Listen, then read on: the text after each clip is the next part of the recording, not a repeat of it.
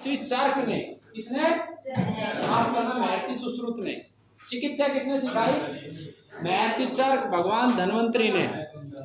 आपको 2 मिनट जाना होगा, कुछ ऐसा भी है। तो इतना सारा भारत ने दिया दुनिया को, फिर भी हमें ये बताया गया कि भारत क्या नहीं है, महान नहीं है। भारत ने कुछ नहीं किया, भारत के लोग गरीब हैं। तो उन्होंने देखा इनके यहाँ इतने बुद्धिमान लोग हैं, इतने ताकतवर लोग हैं कि एक ही व्यक्ति 10-10 अंग्रेजों को ऐसे पकड़ के मार लेता था। जतिन बब्बर का नाम सुना तुमने? वो 10-10 अंग्रेजों को ऐसे पकड़ता था, यूं एक साथ यूं पकड़ के उनके सर को पकड़ के ऐसे तोड़ देता था, सबको एक साथ खत्म कर देता था। ऐसे ऐसे ताकतवर लोग हमारे हो। तो उन्होंने कहा कि इनको खत्म कैसे किया जाए। तो उन्होंने पूरे भारत का अध्ययन किया और उन्होंने देखा कि यहाँ के लोग ब्रह्मचर्य शब्द का बहुत उपयोग करते हैं। यानी कि जब तक विद्यार्थी जीवन में होते हैं ब्रह्मचर्य का पालन करते हैं, फिर गृहस्थ जीवन में जाते हैं तो उसमें भी ब्रह्मचर्य का उपयोग करते हैं, समझे? और उन्होंने आपको टेलीविजन के माध्यम से और मोबाइल के माध्यम से आपको आपके ब्रह्मचर्य से खत्म कर दिया, दूर कर दिया। आज हमारे देश के अधिकतर जो युवक हैं, लगभग 99% युवक इस समय हस्ती मैथुन कर रहे हैं। आप में से भी बहुत सारे कर रहे होंगे, है ना? और मैं जितने भी स्कूलों में जाता हूँ बात करता हूँ इस विषय पे। तुम्हें पता है बेटा, एक बूंद जो वीर्य की होती है, एक संतान को जन्म दी, उसी एक बूंद से आप सब हुए। और एक बूंद की अगर आपकी भाषा में समझाऊं तो आपने कभी कंप्यूटर देखा है? एक पूरे कंप्यूटर जितनी मेमोरी एक बूंद में होती है वो एक बार में आप नष्ट कर देते हैं। जो लोग अपने ब्रह्मचर्य का पालन करते हैं वो एक बार पुस्तक को पढ़ के याद कंठस्थ कर देते हैं। हमारे देश में आज भी ऐसे छोटे छोटे बच्चे हैं 8-8 साल के, जिन्होंने चारों वेदों को कंठस्थ किया हुआ है। तो आप भी वो सब कर सकते हो, ऐसा नहीं है। तो ये जो बीमारी हमारे देश में हस्तमैथुन की आई, ये सबसे बुरी बीमारी है, इस सदी की सबसे बुरी बीमारी है। तो ईमानदारी से तुम जो भी बातें हैं इस कक्षा की, वो इस कक्षा से बाहर हम नहीं ले जाएंगे, ठीक है ना? जो मैं आपको बता रहा हूँ, इस संसार की जो सबसे शक्तिशाली शक्ति आपके पास है वो आपका क्या है? वीर्य। और उसको नष्ट करवाया जा रहा है किसके माध्यम से? हस्त। तुम नहीं कर रहे, तुम्हें लगता है कि हम कर रहे हैं। जैसे हमारे घर में कोई कैंसर का रोगी होता है तो हमें लगता है कि हो गया, किया जा रहा है। तुम नहीं कर रहे हो, तुम कोई दोषी नहीं हो तुम में से। तुम्हें जानबूझ के उस तरीके का वातावरण दिया जाता है जिस तरीके से कैंसर फैलाया गया, urea, DAP, chemical, cold drinks, pesticides दे दे के कैंसर फैलाया गया। इसी तरीके से इस देश में हस्तमैथुन फैलाया गया। बहुत सारे ऐसे डॉक्टरों को पैसा दिया गया, उन्होंने अलग अलग थ्योरियां गढ़ दी, इससे कुछ नहीं होता, इसका कोई नुकसान नहीं है, जो चीज़ बढ़ती है वो नष्ट होती है, जो बढ़ती है वो नष्ट होती है, और आपको बर्बाद कर दिया गया। टेलीविजन में ऐसी फिल्में दिखाई गई और फिर एक बच्चे ने सीखा, उसने दूसरे को सिखाया, तीसरे को सिखाया, चौथे को सिखाया, है ना? और इस तरीके से ये गंदगी फैलती गई और हमारे बच्चे कमजोर होते गए। तो आप सबसे मेरी प्रार्थना है मेरे बच्चों, तुम सब मेरे बच्चे हो, तुम सब मेरे बेटे हो, इस बीमारी को तुम आज ही छोड़ दो। और एक जो छोटे बच्चों को मैं कह रहा हूँ विशेष रूप से, जब कोई तुम्हें ऐसा करने के लिए बोले, है ना बेटा, जब भी तुम्हारे कोई पेशाब करने का जो अंग है उसको छुए, या जहाँ से तुम टॉयलेट करते हो उसको कोई छुए, कोई भी बच्चा, तो तुरंत अपने माता पिता को बताओ। किसको बताओगे? अपने माता पिता को, कि माँ वो बच्चा ऐसा कर रहा था, पिता वो बच्चा ऐसा कर रहा था। ऐसा करके तुम 2 जगह फायदा पहुंचाओगे। एक तो तुम ठीक रहोगे और दूसरा जो दूसरा बच्चा गलत कर रहा, वो गलत नहीं है बेटा, उसको भी जानबूझ के सिखाया गया है, वो नादान है। महात्मा गांधी जी ने एक बात बोली है ना, पाप से घृणा करो, पापी से नहीं। उसको पता ही नहीं वो पाप कर रहा है। अब इस बच्चे को क्या पता, इस बच्चे को क्या पता सही क्या है गलत क्या है। तो जब तुम अपने माता पिता को बताओगे तो माता पिता उस बच्चे से बात करेंगे, उसको समझाएंगे, और इससे बीमारी सदा के लिए खत्म हो जाएगी और भारत पुनः क्या बन जाएगा? विश्व गुरु। विश्व गुरु तभी बनेगा जब हम जितना सामान विदेशों से ले रहे हैं वो सब हम विदेशों को देना शुरू करेंगे। जो ज्ञान विदेशों से हम ले रहे हैं उसके स्थान पर हमें देना शुरू करेंगे। और ये तब ही संभव हो सकता है जब तुम सब इस बीमारी को छोड़ के रोज एक नया विचार करो कि आज मैं कुछ नया करता हूं, आज मैं कुछ नया आविष्कार करता हूं, कुछ भी आविष्कार। आप अपने घर के यही सोच लो, मुझे हर रोज ऐसा कुछ करना है कि मेरे माता पिता के 10 रुपए बचे। तुम्हें पता माता पिता कितने दुखी होते हैं।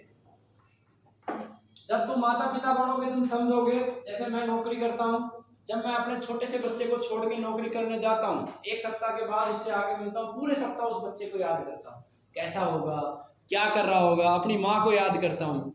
कितना त्याग करते हैं ना, इसलिए कि सिर्फ तुम्हें अच्छा पढ़ा सके, तुम्हें खिला सके और कुछ पैसे तुम्हारे भविष्य के लिए बचा सके। और जब तुम हर रोज 10 रुपए बचाने का संकल्प लोगे कि मैं अपने घर में 10 रुपए हर रोज बचाऊंगा, कोई आविष्कार करूंगा किसी भी माध्यम से, है ना, तो फिर धीरे धीरे तुम्हारा मस्तिष्क उस प्रकार का हो जाएगा और तुम इस बीमारी को भी सदा के लिए नष्ट कर दोगे। अब ईमानदारी से मेरे को बताना, क्योंकि मैं तुम्हें कुछ दवा भी बता के जाऊंगा, कितने बच्चे हैं जो इस बीमारी को करते हैं। बड़े बच्चों में तो ये 100% है। ये आपका फेस मैं देख के बता दूंगा। मैं तो तुम्हारी ईमानदारी देख रहा हूँ। मैं एक बच्चे को देखूंगा क्या होता है जब हम भोजन करते हैं, ठीक है, जब हम भोजन करते हैं तो क्या बनता है, उससे रस बनता है और मल निकल जाता है मल द्वार से बाहर। रस के बाद रक्त बनता है, रक्त के बाद क्या बनता है, नहीं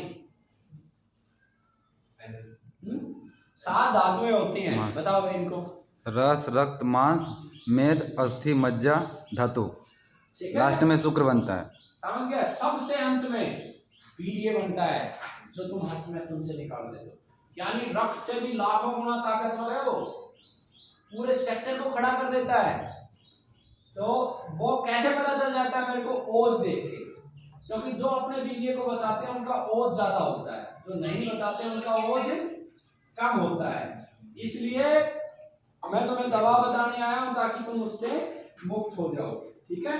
खैर मैं तुम्हारा नाम नहीं लूंगा किसी का भी, तुम लोग हीन भावना महसूस करोगे, लेकिन सच को स्वीकार करना श्रेष्ठ होता है। मैंने ये सब पाप किया है अज्ञानतावश। जब मैं 4 साल का था तो एक 12 साल के बच्चे ने सबसे पहले मेरे साथ ऐसा किया, ठीक है, और मैंने सब किया हुआ है। सच को स्वीकार करने से साहस मिलता है, शक्ति मिलती है, सामर्थ्य मिलता है और परमात्मा की कृपा मिलती है। इसलिए सच हमेशा स्वीकार कर लेना चाहिए, ठीक है। अब आपको करना कैसे है, इस लत को कैसे छोड़ना है, इस पे आएंगे हम। इसको छोड़ने के लिए सबसे पहले सुबह उठ के अपने माता पिता को देखो। किसको देखो? और फिर कल्पना करो कि जिस समय मैं मेरी माँ की गर्भ में रहा हूँ छोटा सा, मेरी माँ ने कितनी मेहनत की होगी, कितनी पीड़ा सही होगी, कैसे कैसे मेरा पिता मेहनत करके मुझे इतना बड़ा किया। और आज अगर ये मैं काम करूँगा तो मैं कमज़ोर हो जाऊँगा, मेरी बुद्धि कमज़ोर हो जाएगी। जब मेरा विवाह होगा तो मैं संतान उत्पन्न नहीं कर पाऊँगा। क्या नहीं कर पाऊँगा? और संतान उत्पन्न नहीं भी कर पाऊँगा, कर भी लूँगा तो संतान कैसी होगी? अल्प बुद्धि होगी, अल्पायु होगी और कमज़ोर होगी।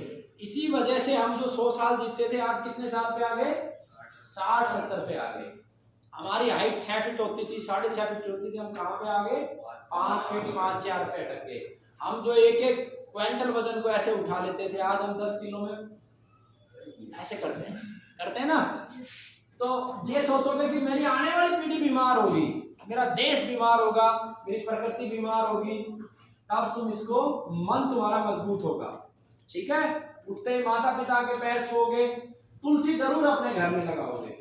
तुलसी के पास 5 मिनट बैठ के, चाहिए गोड़ धारा बना लो, 5 तुलसियां लगा लो जो गांव में रहते हैं, या फिर गमलों में 5 तुलसियां, उसके बीच में बैठो तुम, बैठ के तुम ध्यान लगाओ। ध्यान में सिर्फ ओम का जाप करो। किसका जाप करो?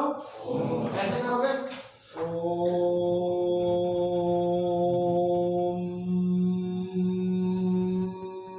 पूरी बॉडी वाइब्रेट होगी और उससे तुम्हारा मस्तिष्क तेज होता जाएगा, बुद्धि बढ़ती जाएगी, शरीर की शक्ति बढ़ती जाएगी और तुम्हारा मन जब मजबूत हो जाएगा तुम इस बीमारी को जड़ से उखाड़ के फेंक दोगे, सदा के लिए फेंक दोगे। ठीक है, पक्का करोगे ये? दूसरा, रात्रि में पैर धो के सोओगे, रात्रि में पैर धो के सोओगे और 5 मिनट ओम का जाप करते हुए अपने माता पिता दादा परदादा को याद करते हुए सो जाओ। कुछ विचार ऐसे अच्छे विचार करते हुए, जैसे कोई आविष्कार के बारे में, किसी महान व्यक्ति के बारे में, भगत सिंह के बारे में, भाई राजीव दीक्षित के बारे में सोचते सोचते सो जाओ। तो तुम्हें समझ के कि जब तुम इस समस्या को छोड़ोगे तो तुम्हारे को दूसरी समस्या घेरेगी। वो समस्या क्या है? स्वप्न दोष। फिर तुम्हारा पेशाब के साथ धातु निकलना शुरू होगा। फिर तुम्हारा जब विवाह होगा तो तुम नपुंसक बन जाओगे।